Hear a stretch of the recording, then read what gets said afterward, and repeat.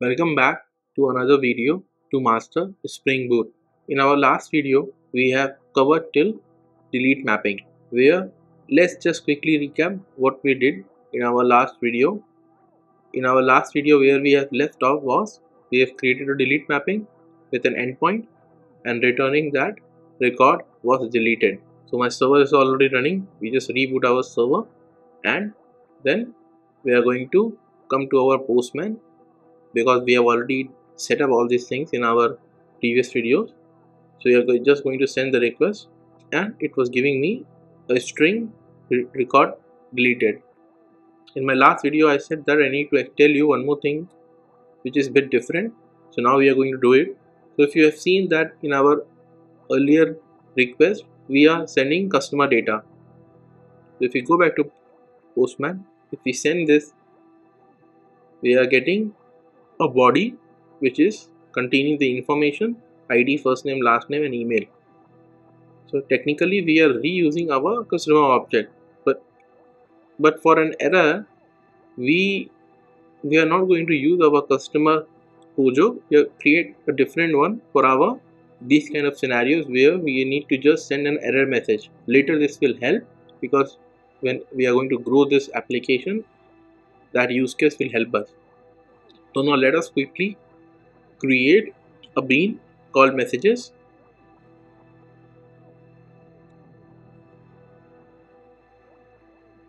And in this messages we are just going to create one more variable called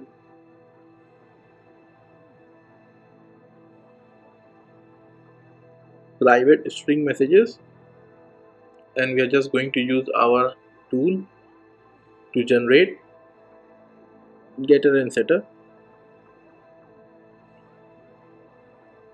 Once we have done this step, we'll come back to our controller and we are going to change a bit here.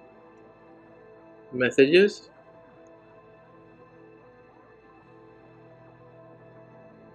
equals to new messages. We created our object messages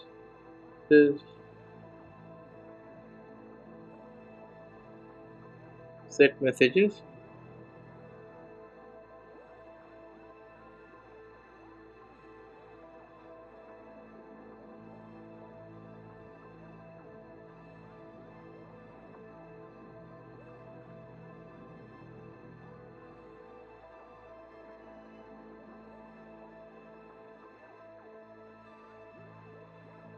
Customer with the ID, and we are going to get the ID which we are deleting. We need to tell what ID we deleted. So technically we are not connecting to database, so yeah, it is still okay, but later on this will make more sense. So now we have set our message, and then the return will be the same what we have done. It's just that we need to pass our messages and then our HTTP status dot can do no content dot get okay. So now tell me why we are getting this. Quite simple, right? Because we need to change our return type as well. So now we'll just quickly reboot it.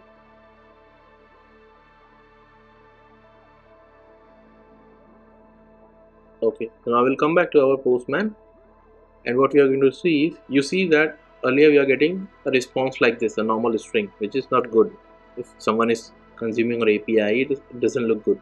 It is not standard. So as soon as I click this send button, this will change because we have already amended our existing endpoint, so we cannot come back to our old one. So you could go and pause the video, and if you want to create a backup for the one, so you could do that by yourself. So click on this send button. So now if you see, this looks really nice that we are sending our value, and if you see that whatever ID we are sending, it is printing that same ID. So if you could change the ID here, the ID will change. Okay,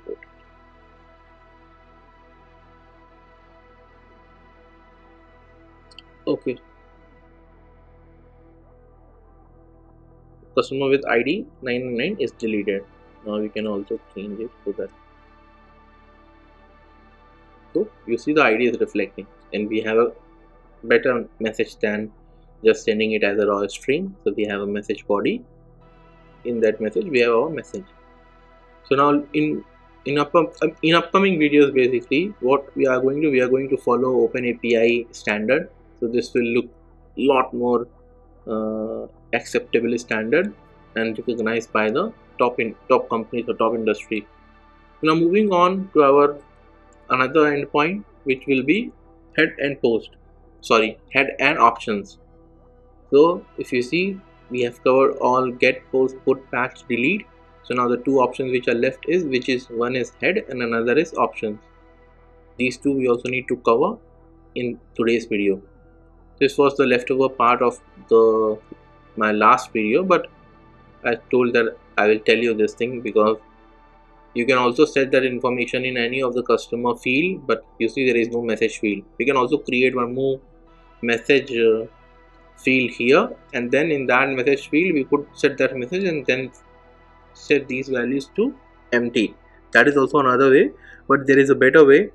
Means you could also do in this way. Means you can have a separate class for it.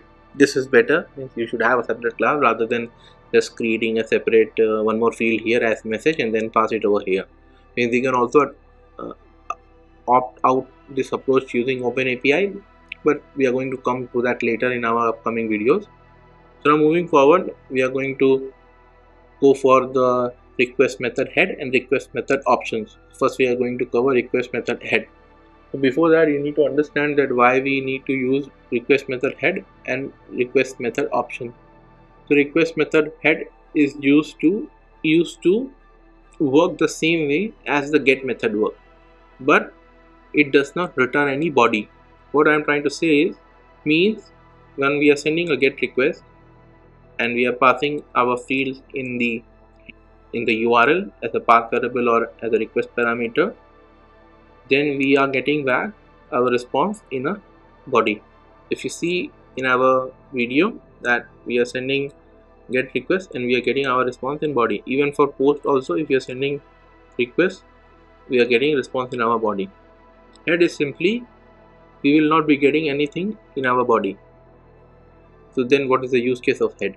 Okay, now coming to the use case of head is that when you are building real or big application, the scenario comes in that before calling, like for example post, or before even calling get, because it will hit the server and it will do the calculation, so we will call head, we will use head to get to know that whether any information holds in my header.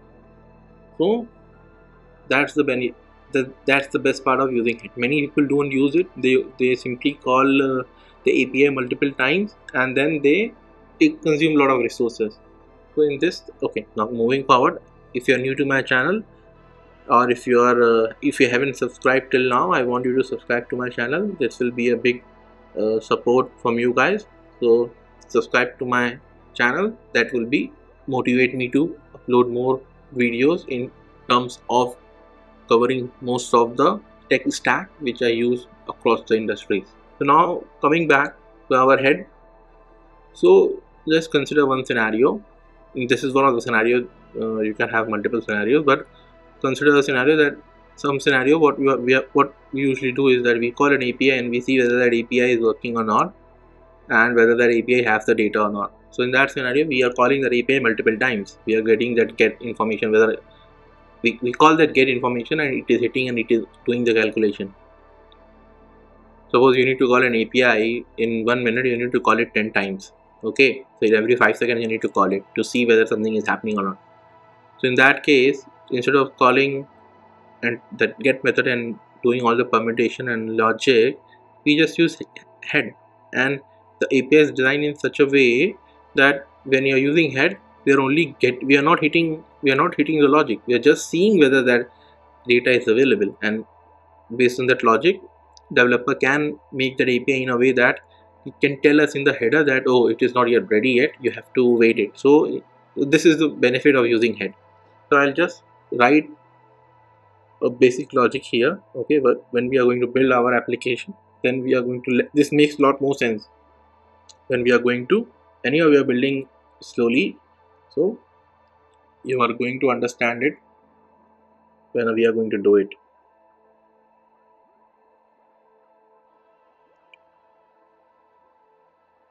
Slash this will be 9.0. Actually I could have used all without versioning, but means all version 1, but it's easier for you to refer later on. That's the reason I'm always have a separate method, oh sorry, separate version. We will just, okay, now we are going to create our public method, response entity, base string only, okay.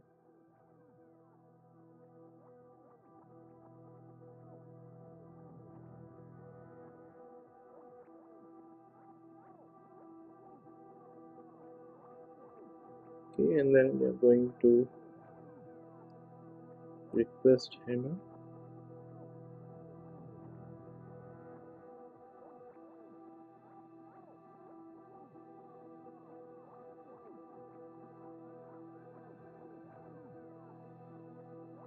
content length, this is one of the header, content length or allowed or authorization.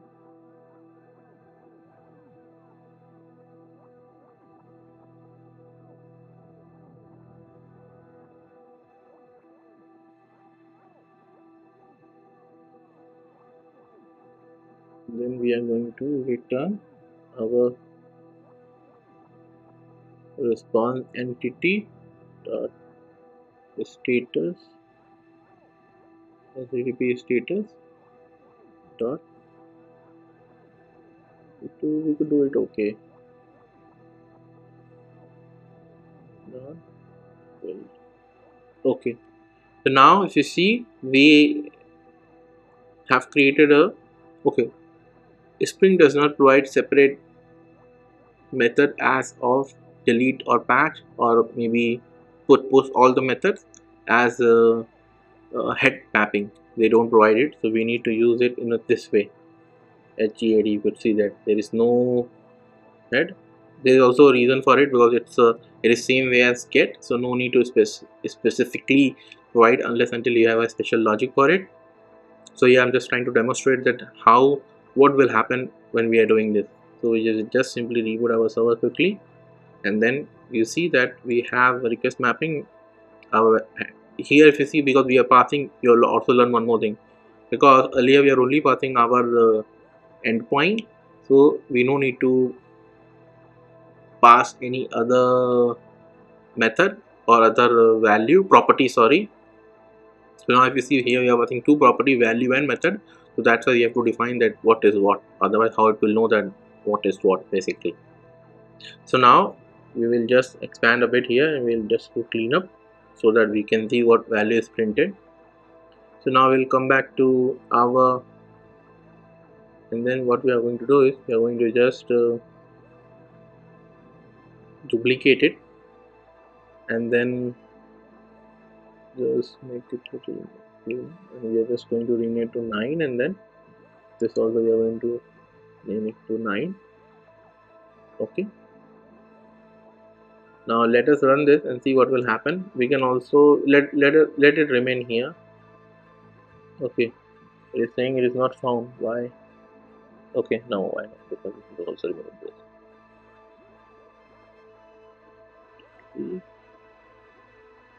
Okay, we need to also. Yeah, now it is better. So now you see what happened. we are not getting any response, and you will see that we are getting the size of this information. It is 89, and this information is in bytes. So this information, okay, this is one of the scenario that before calling any get request or any post anything, before calling any our methods get post put patch, we can also always get to know the length of our using head, and then what we are going to do is we see how big that object is, and then we will know that means in suppose if you have serverless application, and if the size is very big, you are going to send a request to a different server, or maybe some different logic will be applied. Okay, so in that way this helps that we will get to know the length of our what size of object information is coming to our server, and based on the size we are going to route it. Means in a way that if it is less than for example few MB, then we are going to put it in smaller server. If it is exceeded a certain limit, we will put that request in some different server. So these are the things we usually do. It means in some scenario we store lightweight object into some different database, and in heavyweight object into some different database. I mean, there are a lot of complication when you are building a highly scalable, or when you're making very big applications. So now for example, if you see, we are getting an information 89. Now let us do some changes here and see what will happen. This information is in bytes, so you can easily Google that formula. Maybe next time I will also explain you that how this is calculated. But you see, I have reduced the number of information I am sending. So as soon as I send this button, you see my information number reduced. Okay, so this is the power of content length and using header. We are not getting any information in body. We can also send this information in our body, but no point. This is purely for backend processing. So now just do few more rounds of try, then we'll quickly jump. So we are increasing our object, we are increasing our size of our request.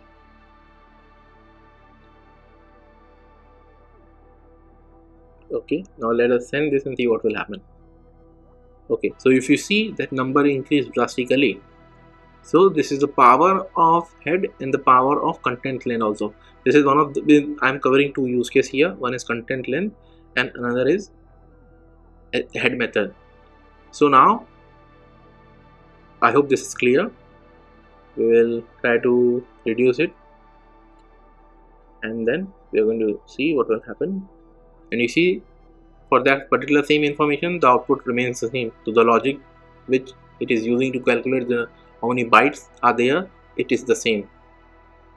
Now there is one more thing which we need to cover, is that with this head is that, for example, we come to our earlier request, which is this. For example, we use this, we send this. So what happens? Nothing happens. We can also use head here. We can also pass head. So you will see what will happen. You will see that the information is not coming. So it is saying method not allowed. So it's not that we cannot use it. We can also use to our existing, but if it is not built, it will give us that method not allowed. So this is one of the scenario. So it is working. So I hope this is clear. So now let us jump into our options.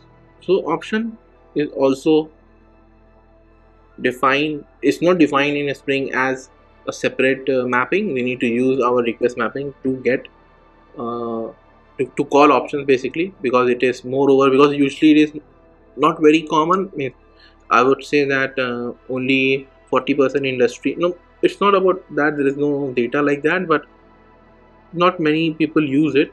Only when you're building really good application, then people definitely use it, because it actually makes sense, because you are utilizing the power of whatever is given. Whatever is given means whatever features are available, you are utilizing all those information. So that is the best part of it.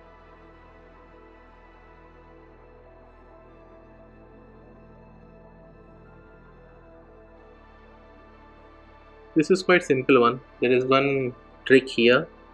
Okay, for example, this option is meant to tell you that what all you could do for that particular resource.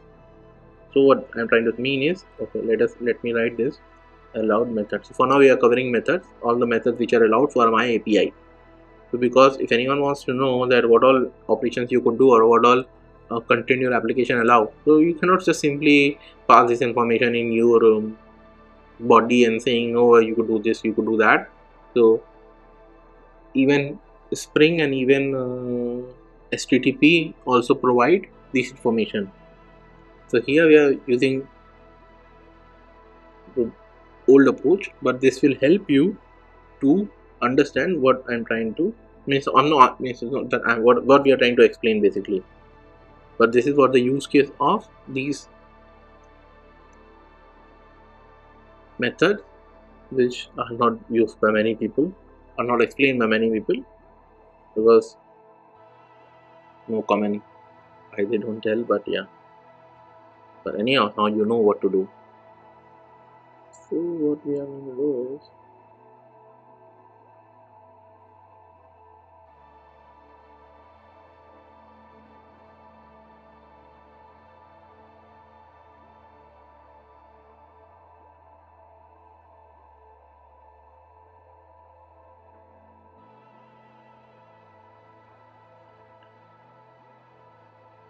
just going to return. Return is always the same.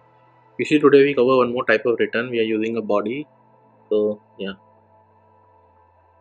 So now we are going to message.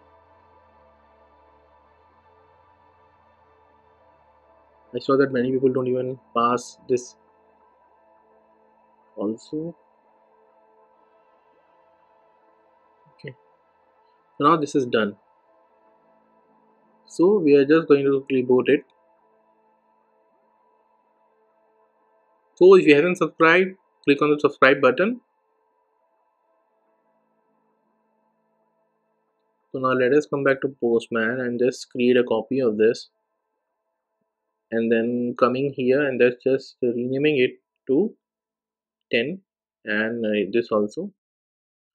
This really looks so nice. Means all the methods are in one place. You can refer whenever you want to refer it.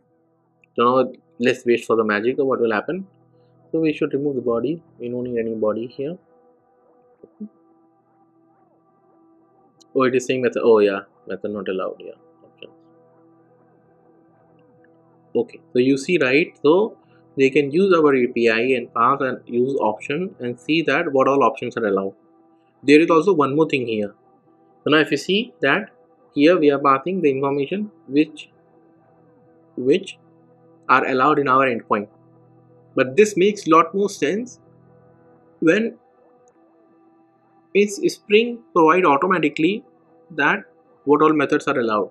What I'm trying to say is that here we are passing the information by ourselves. Means we are designing it ourselves that these are methods are allowed in my API, in my particular endpoint. But Springs do provide automatically. Okay, now coming here, for example, here we are doing post. So what we can do is we can change this post to option and we'll just see what will happen. You see, it is still giving me 200 response. There is no issue that it is saying method not allowed. So when we come to header, we will see that this particular endpoint 4.0.customer are allowed of post and options. How come options come by default to this? Means how come? Because option is available for all the endpoint, even for get also. If you do get right now, if I call this, okay, you see it is giving me nothing. But as soon as I change it to option, you see it what will happen. Just notice here, you see this allow header is coming, which is giving me get head and option. So why? So you keep, okay, just pause the video, and if you did not get it, just rewind it and just re-watch it. So if you see that with post, when I'm calling post with post, I'm getting no information. I don't know, means, but if I use option method, it will change a bit, and you see that post and options are coming. Means option is by default in my post method, because this is by default, this is post, right? Because we have built this API on post. So I hope this is clear.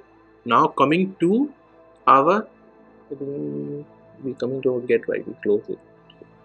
Okay, this was our get request. So when we call our get request, we get no information. But as soon as we change it to option, this is different endpoint. Make sure. That's why I did not use same endpoint. This is also one of the scenario which you could understand. If it is same endpoint, then everything will come, because all are using same API. So now, if I come to 4.0 and 1.0 are different endpoints. So every endpoint will have a different method allowed. So now if you send this, you see get, head and option are coming. In post, we see post and option are coming. Only option were the by default. Now for get, we are getting get itself, which is because it is get method, and option because option is available in all the endpoint, all the methods, sorry. Now where head is coming. Head is also meant to that. If you go and see what we did in our head thing, head is also meant to send the response, send the request without body. We send get, we get a body. We don't send. We for example, we use option, we don't get any body. We use head, we don't get any body. So this is the feature of option and head, whereas these are mainly towards when you're designing an API and provide you the information where you no need to use the resources, or no need to use the resources if you are waiting for something. Means if you are waiting for certain information to be mapped in the header, you are not going to call or consume or utilize my resources, because when you are really building, for example, when you are building missile guided system, there you cannot just simply call an API every time, right? You need to have, that's why we have this header concept. The header is meant for these things, but many people don't use it, many people don't even get it.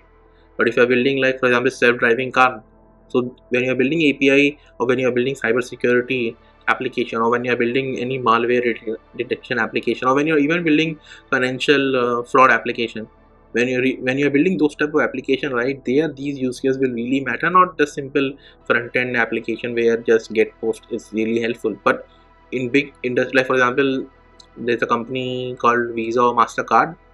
When you build application for them, right, there you will understand the use case, because they use those things. For example, I just tell you one use case, right, that whenever we are calling an API and it is doing some logic, it is calling certain third-party API and then getting the information.